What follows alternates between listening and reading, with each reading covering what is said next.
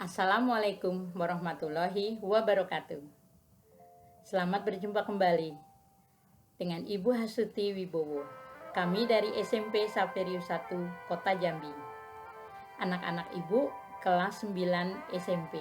Sudah waktunya kalian mempersiapkan diri menghadapi ujian akhir sekolah. Kalian harus menguasai materi kelas 7, kelas 8, kelas 9. Untuk mata pelajaran IPA, kalian harus menguasai materi IPA kelas 7, kelas 8, kelas 9. Kali ini kita akan mengupas ringkasan materi IPA kelas 7 semester 2. Terdapat 6 konsep. Konsep pertama, sistem organisasi kehidupan makhluk hidup.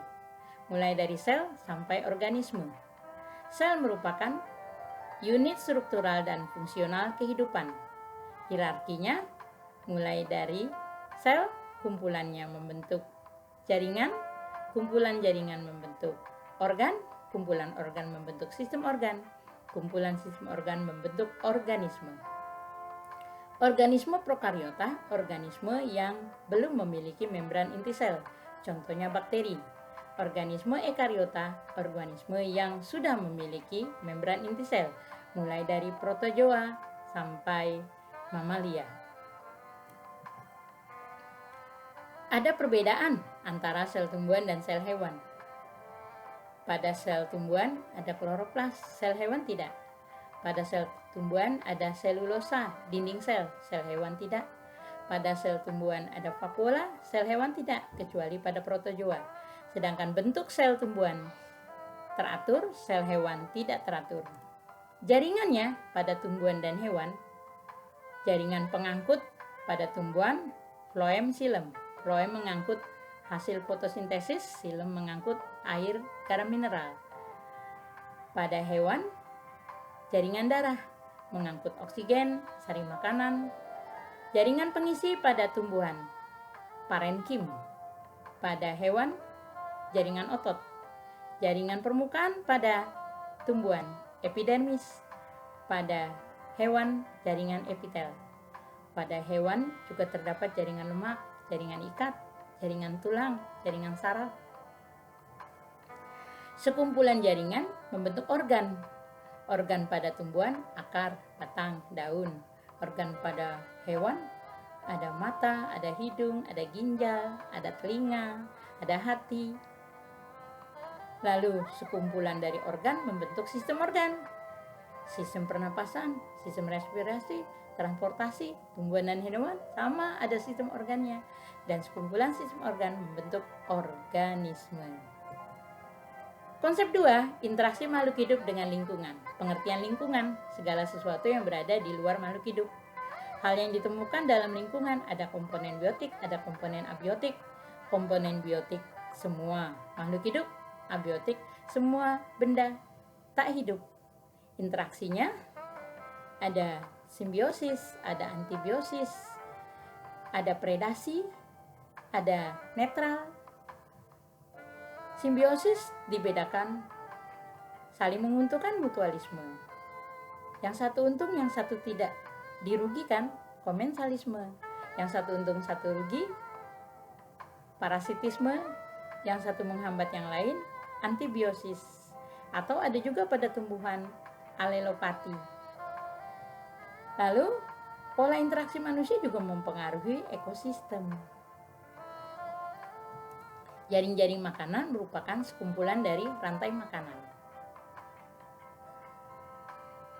Terjadi pada lingkungan darat dan lingkungan air. Konsep 3, pencemaran lingkungan mulai dari definisi, lalu pencemaran air, udara, tanah. Definisi dari pencemaran, hadirnya zat polutan yang melampaui ambang batas sehingga terjadi ketidakseimbangan dalam lingkungan. Lingkungan tidak dapat berfungsi sebagaimana mestinya. Polutan merupakan zat pencemar. Dikatakan polutan karena tidak sesuai tempatnya, waktunya, dan jumlahnya melampaui batas. Ada pencemaran air, udara, dan tanah. Pada pencemaran air, simulasinya dapat dilihat. minyak yang tertumpah, mematikan ikan. Pencemaran air juga bisa disebabkan karena limbah industri, limbah rumah tangga. Nah, pencemaran yang sangat mematikan yang sudah kita kenal yaitu pencemaran di Minamata yang disebabkan oleh raksa. Konsep 4, pemanasan global. Mulai dari efek rumah kaca sampai upaya penanggulangan pemanasan global. Efek rumah kaca dapat dijelaskan pada simulasi berikut. Panas akan terkungkung, terperangkap antara bumi dengan gas rumah kaca. Gas rumah kaca berupa gas apa saja? Kumpulan dari gas CO2, gas CFC, lalu gas CO, ya. Nah, berasal dari apakah gas-gas ini? Dari pembakaran minyak bumi yang CO2-nya tidak diambil oleh tumbuhan karena adanya hutan gundul, sehingga CO2 akan menyelubungi bumi. Nah, dengan demikian akibatnya apa dari efek rumah kaca ini? Terjadilah pemanasan global. Jadi efek rumah kaca dulu baru pemanasan global. Pemanasan global merupakan kenaikan suhu permukaan bumi secara bertahap. Nah, itulah yang dinamakan pemanasan global. Akibat yang ditimbulkannya dari pemanasan global, mencairnya gletser, lalu terjadinya iklim yang ekstrim, punahnya berbagai spesies, rusaknya terumbu karang, mewabahnya berbagai penyakit. Apa penanggulangannya? Hentikan penebangan hutan, hemat energi, terutama pembakaran dari minyak yang berasal dari bahan bakar fosil. Lalu penghijauan. Konsep yang kelima, lapisan bumi. Mulai dari atmosfer, litosfer, hidrosfer. Atmosfer lapisannya troposfer, stratosfer, mesosfer, termosfer, eksosfer. Kalau kalian naik pesawat udara, nah itu berada di troposfer. Hujan itu berada di stratosfer, sedangkan antariksawan terdapat di eksosfer, di lapisan eksosfer. Litosfer mulai dari inti dalamnya, inti luarnya, lalu keraknya, di bawahnya terdapat selubung mantel, astenosfer, dan kerak di permukaannya. Ada teori seafloor spreading. Teori inilah yang menjadi dasar terjadinya lembah dan gunung di bawah laut. Teori tektonik lempeng. Teori inilah yang mendasarinya terjadi gerakan lempeng. Akibat gerakan lempeng ini bisa menjauh, bisa mendekat. Gempa bumi merupakan energi yang dilepas pada saat terjadi gerakan lempeng. Energinya ini tadi mengakibatkan getaran lalu gelombang. Itulah gempa bumi. Ada epicentrum, hiposentrum. Gunung berapi juga merupakan gerakan dari dua lempeng yang menimbulkan magma. Konsep 6, tata surya. Mulai dari sistem tata surya sampai gerhana. Tata surya merupakan sistem benda-benda luar angkasa, mulai dari matahari sebagai pusat tata surya, planet-planet, asteroid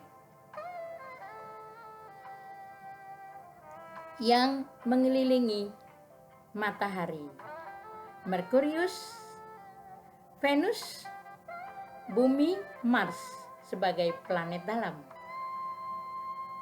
Jupiter, Saturnus, Uranus, dan Neptunus.